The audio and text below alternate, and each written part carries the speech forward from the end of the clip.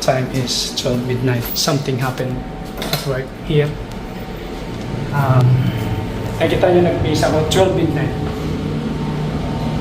May isang Ukrainian dito na parang aktong nagbubos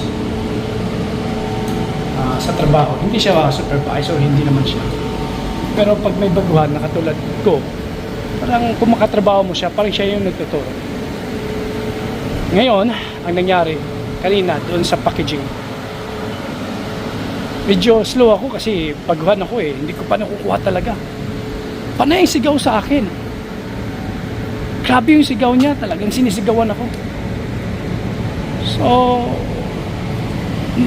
talagang hindi ako nakatis. Talagang grabe yung sigaw niya. Pumunta ako sa opisina bigla. Pero bukas, i-email ko yung HR. Sabihin ko kaya pala maraming nagre-resign dito ng mga Pilipino. Kasi yun ang nangyayari. I-explain ko sa inyo mamaya.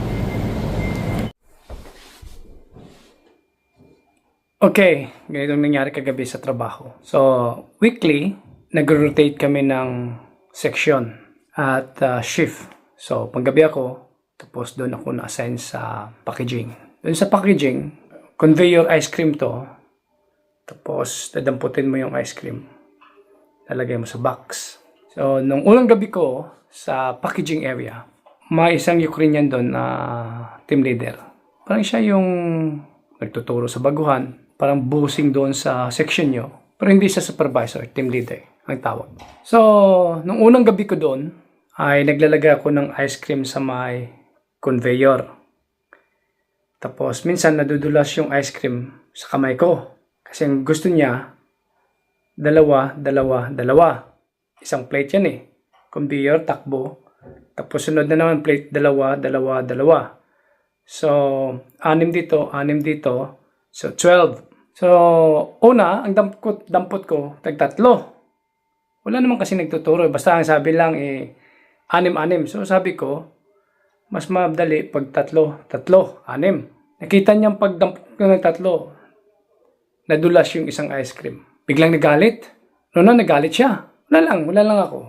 Yung direct talaga na nagalit sa akin, ginanon pa ako sa mukha. Parang kung sa Tagalog pa eh, ano itong ginagawa mo? Ganito gagawin mo, dalawa. Sabi ko, okay. Understand, Rosimim. Tapos, nung hindi ko alam na ang plate na 6, ang susunod na plate dapat bakante. Tapos, doon ka na naman maglalagay ng 6, tapos bakante na naman. So, nalagay ko yung 6. So, 3 6. Naggalit talagang pinukpok yung conveyor. Ginanon talaga yung conveyor. Talagang nagalit.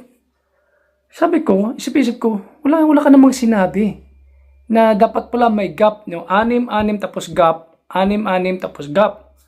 Pinukpok niya. Nakatingin nga yung iba ng mga Ukrainian sa akin. Parang sila na lang yung nahiya. Parang naawa sa akin. Tingin nga yung Ukrainian din sa kanya. Parang sinasabi sa kanya na ganun lang, nanigaw ka na, sinigawan mo na siya. Tapos yung ibang Ukrainian doon, yung mga babae, ng mga bata, talagang ina-assist ako kasi bago nga ako doon sa section eh. Parang silang naawa sa akin. So madaling sabi, after 5 minutes, nakuha ko na. So, kasi gusto niya dalawa. So, dalawa, then gap. Okay, nakuha ko na yon. Tapos umikot kasi bawat oras, ikot. So, doon niya naman ako nilagay sa may pagbabox. So, yung 12 na ice cream yun, parang ganito kalaki. So, ilalagay mo sa box yun. Doon nadulas na naman ako. Okay? Kasi ang gusto niya na naman, hindi naman 2, kundi 3. 3. Tapos sa ilalim nun, 6 na yun, di ba? Sa taas, 3 sa 12. Yun, sa box. Tapos talagang inagaw sa akin yung ito. Sabi sa akin, duva. Ibig sabihin, dalawa. Tapos ganun siya. Wala lang ako. Yun yung unang gabi. Wala lang ako. Parang Parang sabi ko, bakit mo ako sinisigawan? Hindi naman kita naririnig na yung iba rito. Wala naman akong may narinig na naninigaw. Parang mainit siya. So, malaking tao eh. Wala lang ako, hindi ako umimik. Kasi kahit iimik ako, hindi niya naman ako maintindihan. Hindi rin siya marunong mag-English. Hindi rin naman ako marunong mag-Ukrainian. Pero nakakapagsalita siya ng Czech. So, anyway, so natapos na yung gabi na yon na parang natuto ako doon sa tatlo na naman. Gusto niya, tatlo. So, 12 yun. Tapos, diretso yung box sa may conveyor para ay masking tape. So, nung pangalawang gabi, ito na. Pero bago pa tong pangalawang gabi na ito, binalaan na ako ng mga kaibigan nating Pinoy sa trabaho na, Kuya Jeff, ang pinakamahirap dyan na trabaho, yung 24 cups na ice cream. Yun ang mahirap talaga. Kahit nga matagal ka na doon, minsan nagkakamali ka doon. Kasi talagang 24 ba naman? Tapos yung conveyor, tuloy-tuloy yun. 24 na ganito kalaki. Eksakto. So itong 24 na to, kailangan, bago lumagpas sa'yo yung ice cream, may pasok mo sa box. So 12 sa ilalim, 12 sa taas. Pero siyempre dahil baguhan ka, hindi mo pagamay yung pagdaklot nito, kung anong pag-arrange nito. Natural lang na magkakamali ka. So una-una ko, doon, may babae doon, na yung una nakikita niya nagkakamali ako. So sinasalon niya yung mga sumusubra, yung mga hindi ko madampot na ganito, sinasalo niya at binibigay niya sa akin. So talagang ina-assist ako ng mga matagal na doon ng mga babae. Kasi naintindihan nila di ba? Ayun ang nangyari. Tumabi sa akin yun nga, yung team leader. Titingnan niya ako. Sus, nung nagkamali ako, sinigawan ka agad ako. Bla, bla, bla, bla, bla, bla, bla, bla, dalawa, duvete, tati, dito, dalawa dito, dalawa dito, dalawa dito, dalawa dito. Sabi ko, okay. Pero minsan ito, paglagay mo sa baba, sa yung unang 12, minsan natutumba, gumaganon. So, i-arrange mo yan, ganyan. Di ba? So, pag-arrange mo, mga tatlong natumba, pag-arrange mo, lumagpas na yung kasunod na 12. So, hinahabol ko yun. Paghabol ko, nahulog yung isa sa talagang sa sahig. Pagdampot ko, nabanggal yung ulo ko sa lamesa. Tapos, panay pang sigaw sa akin. Sabi ko, hindi ko na kaya ito. Hindi itong ini-expect ko rito. Kung trabaho lang ang pag-uusapan dito, kayang-kaya ko itong trabaho na to. Bigyan mo lang sana ako ng kunting, yung minuto, mga 10 minutes na matuto ko yung damputin yung 24 cups na ganito. Tapos yung box, kasi yung box, yung maliit lang na box yun ganito. 12 sa baba, 12 sa taas. Tapos, isara mo yung box. Tapos, pasok doon sa masking tape para magmamasking yung machine. Panay talagang sigaw sa akin. So, hindi ako sumasagot. Kasi wala naman Sabi ko, bakit ako makipag-argue? Pero panay ang sigaw sa akin. Sinaisip ko, araw-araw akong gaganituhin dito. Ganito yung taong ito kasi nakita ko makakatrabaho ko siya palagi kasi magiging team leader ko siya Diba? Minsan siguro hindi ko siya magiging team leader. Pero sabi ko, hayaan ko na ba na ganitong tao ang i-disrespect ako? Sinisigawan ako na parang feeling ko nasa gitna ako ng yung parang ice ka na yung lahat, pag sinisigawan ka, lahat nakatingin sa'yo, para kang natutunaw. So, hindi ako nakapagpigil. Pinitawan ko yung box. Sabay baba doon sa pinapatungan kasi mataas yun. Sabay punta doon sa check na marunong mag-English. Sabi ko sa kanya, pwede ba samahan mo ko doon sa office? Naintindihan niya kagad ako. Sabi sa akin, tara na. Pagpunta ko doon sa office, sabi ko sa check na marunong mag-English. Kasi yung supervisor talaga ng gabing yun, hindi marunong mag-English. Sabi ko, pwede ba i-translate mo to ang sasabihin ko, lahat ng sasabihin ko. Sabi ko, so sinatranslate niya, sabi ko, ayoko na magtrabaho sa ganito. Ngayon ko nalaman na totoo lahat ang mga sinasabi. Sinabi ko yun sa supervisor. na lahat ng mga tao na halos lahat ng mga tao na nag-resign dito, hindi nakatiis, hindi dahil sa trabaho, kundi sa pag-uugali ng mga team leader. Baguhan ka tapos sisigawan ka, instead na i-guide ka, turuan ka ng maayos, sisigawan ka. Sabi ko, meron naman din kaming dignity. Respeto, sabi ko sa kanya. Sabi ko yung minsan, may naging ka-team leader ako doon sa Tunnelgram, yung taga-pukpok ng ice cream doon at saka taga-bilang ng ice cream kung anong ilang kulang na ice cream sa box, dadagdagan mo. Sabi ko, hindi ko naman naranasan to. Wala namang sumisigaw sa akin doon. Nagkakamali ako ng maraming beses doon kasi baguhan ka nga. Sa palletizing, maraming beses din akong nagkamali sa pag-file ng boxes. Wala namang naninigaw sa akin doon. Sabi lang sa akin, okay lang yan, baguhan ka. Ulitin mo lang. Simple, di ba? Friendly environment. Pero ngayon, napaka-hostile. Para siyang, kung manigaw sa akin, para akong bata na sinisigawan niya na isip-isip ko, hindi naman sa supervisor. Kahit nga supervisor, kung hindi niya nagustuhan yung trabaho ko, akala niya hindi ko talaga makukuha yung ganitong klaseng trabaho, di patawag niya ako. Kausapin niya ako sa tabi. Warningan niya ako, kung hindi mo pa makukuha ang ganitong trabaho within 10 minutes, alisin kita rito. Diba? At least walang may nakarinig na iba, hindi ka mapapahiya. Tapos yung supervisor, nung kinukwento ko yun sa kanya, sabi niya, okay. Pumunta doon sa section. Hindi ko alam kung kinausap niya. Tapos, sabi nung check na marunong mag-English, sabi niya sa akin, so anong plano mo? Sabi ko, wala akong uuwi ako ngayong gabing ito. Kasi, ano gagawin ko dito? Panay sigaw niya sa akin. Buti pang umuwi na lang ako. Pero naisip ko na, sabi ko, i-report ko to sa HR. So, ayun.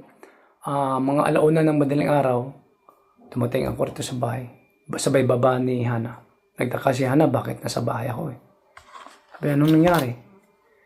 Sabi ko, kaya na ito yung nangyari. Sabi ko, i-report ko to sa HR. Sabi ni Hana, pag i-report mo sa HR yan, mga Ukrainian yan, baka pag-initan ka. Sabi ko, so, anong dapat? Sabi naman ni Hana, pag araw-araw kayong nagkikita dyan, tapos alam niyang nireport mo siya, yun nga, baka pag-initan ka, alam mo naman pag-uutak ng mga Ukrainian, kahit dito, marami na kaming naririnig na mga karahasan dito. Sabi ko kaya na hindi ito pwede, na babalik ako doon, na ganun ang mangyayari palagi sa akin, sisigaw-sigawan ako. So, sabi niya, kung i-report mo yan, sabayan mo na ng resign. Kasi, madali lang mag-resign pag nasa probation period ka. Kasi pag more than probation period ka, hindi ka kaagad makapagbitaw sa trabaho. Hintayin mo pa yung 2 months bago mag-take effect yung resignation mo. So, binasa ko uli yung kontrata kasi check eh. Translate ko sa Google yung kontrata. Yun nga, na pag nasa probation period ka, pag mag-resign ka, anytime, okay na yon. Sabi ko, sige, sumadaling araw, alauna, in-email ko yung HR. So, pag email ko sa HR, nakatanggap ako ngayon ng text back na nalungkot sila dahil yun ang nangyayari at i-review nila ang kamera. At sabay sabi doon, sigurado ka na ba na mag-resign ka? So kung gusto mo, punta ka rito bukas para pag-usapan natin ng maayos. Para may sabi din namin sa iyo kung ano yung na-review namin sa kamera. So yun, bukas, pupunta ako doon, kausapin yung HR kung ano talaga ang maganda. Pero nakapag-submit ako ng resignation eh. Kasi sabi ni Hana, pag sinumbong mo yan, ang nag-aalala si Hana sa safety ko, baka pag-initan ka. Kasi nga alam mo, grupo-grupo yan sila rito. Hindi man siya ang titira sa'yo, Yung iba niyang kasama na Ukrainian na hindi nagtatrabaho dyan, baka yung nagtitira sa'yo. So, isumbong mo, quit ka. Sabagay, nasa probation period ka lang naman. Marami namang trabaho dyan kung gusto mo sa production. Marami talagang trabaho rito pagdating sa production. Andyan yung Mondoles, yung nagmagawa ng biscuit. Tinignan ko nga kanina, opening talaga sila, naghahanap sila ng production operator sa biscuit. So sabi ko kaya tingnan natin. Siya nag-email ako, in-email ko yung HR at nag-reply sa akin. At sabi nalungkot sila, hindi daw dapat ganon. Kinonfirm naman nila. Hindi nila tinotolerate yung ganon. Kaya kukuha sila ng ebidensya at i-review yung camera. So, tingnan natin. So, pero dahil nasumbong ko na, mukhang 100% hindi na ako babalik doon. Pagkatapos mabasa ang ating report, gusto daw akong kausapin ng HR. So, andito ako ngayon sa Bidfood. Pasok na ako sa building. Tingnan natin kung anong sasabihin nila. Pupo muna tayo rito sa reception area. Inaantay natin yung HR para kausapin tayo.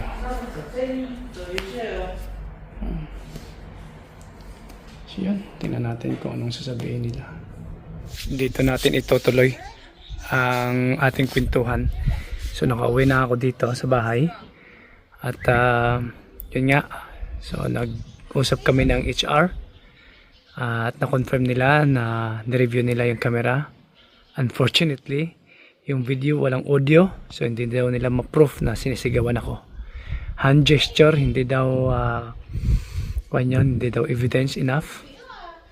At baka daw nagkamali lang daw ako na kasi daw maingay yung production, baka